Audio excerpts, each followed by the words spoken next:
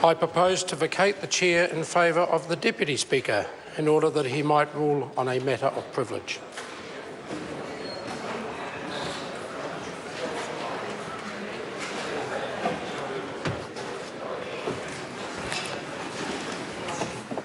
Members, a matter of privilege pertaining to comments about the Speaker reported to have been made by the Honourable Ruth Dyson have been raised as matters of privilege by Tim McIndoe. I'm on my feet. Because the matters relate to the Speaker, he has asked me to consider it and rule on them. It is suggested that the comments complained of could each amount to contempt of the House and that they reflect on the Speaker in his capacity as Speaker. On Twitter, comments from an account in Ms Dyson's name say the Speaker is incompetent, biased, doesn't like the job, lazy, sexist, doesn't give a toss. Order. The matter of privilege raised is significant.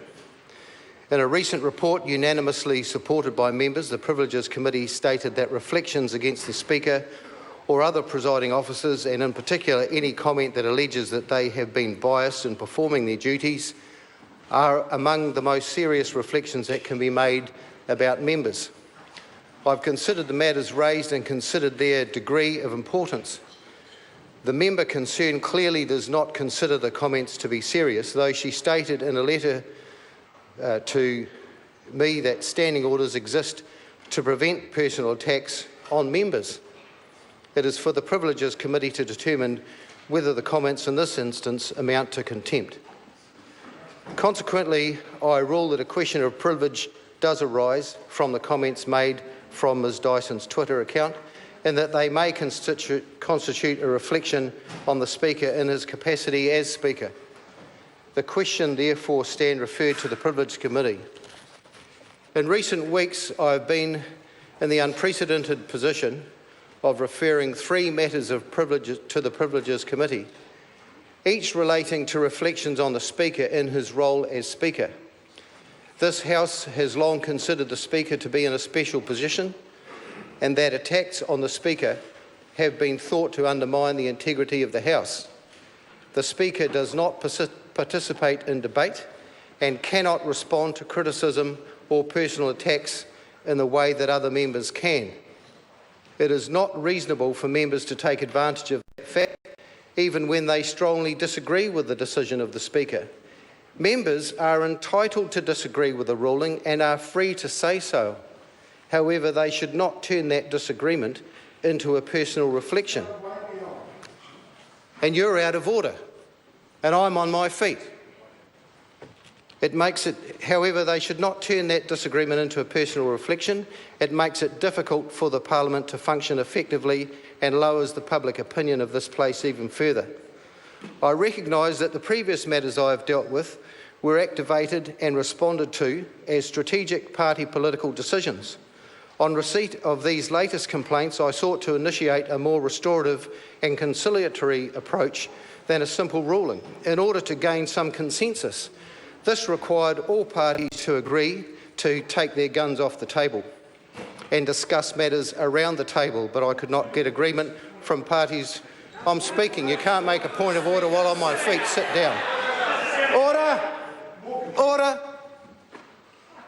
The member can't raise a point of order while I'm on my feet, and he knows that. And you continue to do the same thing. You can't speak while I'm on my feet, and you know that, and I ask the member to desist.